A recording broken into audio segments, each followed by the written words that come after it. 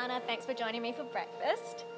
Thank you for having me. It's an absolute pleasure to be here. We're at Catalina in Rose Bay to talk about your new book. Tell me, how did you start Patrón? My late partner and I, Martin Crowley, weren't in the liquor business, but it just was something that we came across, and it's one of the lessons in my book actually is be aware of what the universe puts in your path. Be ready to take advantage. Where did you get the money to start up the business? Well, we were very fortunate because John Paul DeJory became a partner. He's the guy from Paul Mitchell Hair Care. He wanted to be part of it and said that he would be the bank. The amount it took to launch Patrón was a pittance compared to when corporate brands are created. They spend millions and ours was not even $1 million. How much is the business worth now? Well, today it's $1 billion a year business. Wow.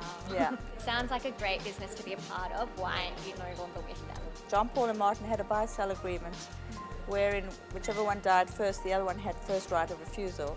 So when Martin died, John bought Martin's share. But you're still in friendly terms with them, which is great. Very good friends, yes, and I get free supply. Oh, I want to be you. So don't come knocking on my door now.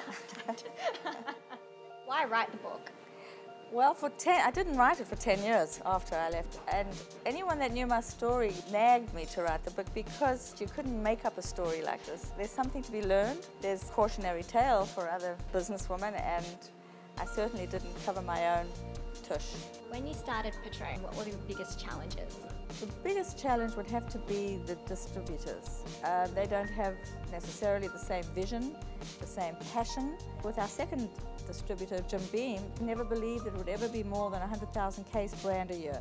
So how did you make it a popular brand amongst celebrities? You have to create a brand that appeals to them, and so instead of chasing them, they come to you. We had to educate the whole population. No one had certainly paid $50 a bottle. We created a new category, the ultra-premium category. Organically, the celebrities jumped on board. It was a lifestyle. The packaging, the marketing, the sales force, everything about it had to be high-end, top shelf, and not related to anything that anyone had in their mind about tequila before. What strategies did you use?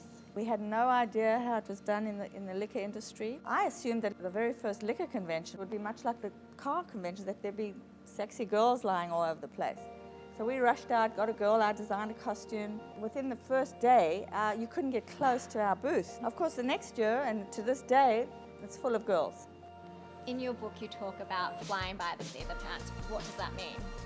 Well, in any business of any size, you're always going to run into problems. The key is to overcome it.